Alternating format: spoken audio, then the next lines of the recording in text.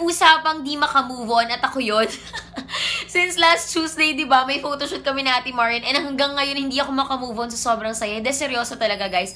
Sobrang saya ko dahil akala ko dati as in pangarap na lang talaga na makita ko siya. Pero pak, di ba, nakasama ko siya sa photoshoot. As in sobrang saya talaga. Hindi ako makapaniwala. As in bukang bibig ko siya pag gising ko sa umaga. Lagi ko tinitingnan yung pictures namin since nung nag-photoshoot kami. As in sobrang saya ko talaga dahil alam mo yun, natupad na yung pangarap ko na makita ko siya and nakasama ko pa siya sa photoshoot. Kaya sobrang nagpapasalamat talaga ako kay Lord. And sa Maxi Peel, sobrang thank you po talaga sa inyo. As in, dininig niyo po yung panalangin ko.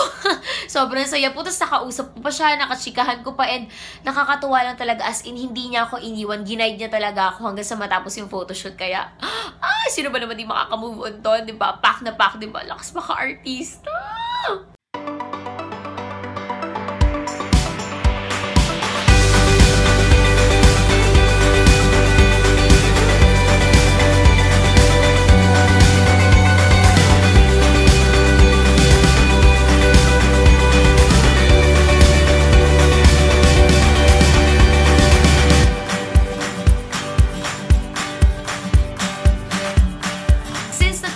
Sa aking 60 days of using Maxi Peel Exfoliant Solution number 2, syempre magkakaroon tayo ng rest period. And ang ginagamit ko na ngayon is yung Maxi Peel Facial Cleanser.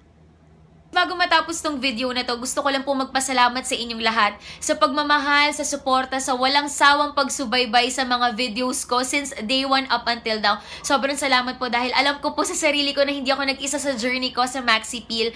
And sobrang nagpapasalamat po ako dahil hindi lang po ako yung nagbigay inspirasyon sa inyo, mas binigyan niyo po ako ng inspirasyon para ipagpatuloy ko po tong journey ko sa Maxi Peel Tunay Serie. And sobrang nagpapasalamat po ako sa Maxi Peel family sa pagtitiwala niyo po sa akin, sa pag-guide nyo po sa akin, at sa pag-cheer nyo po sa akin. Every time po na meron akong ginagawa and sa paggawa po ng videos ko, maraming salamat po sa pagtsatsaga, sa pagpupuyat, sobrang salamat po talaga. Sobrang thank you po sa lahat ng staff, ng production, and sobrang nagpapasalamat po ako sa family ko, lalong-lalo na po kay Papa, tsaka kay Mama po, sa mga kapatid ko po, sa mga relatives ko, and sobrang supportive po talaga, as in wala na po akong hahanapin. Iyak ako.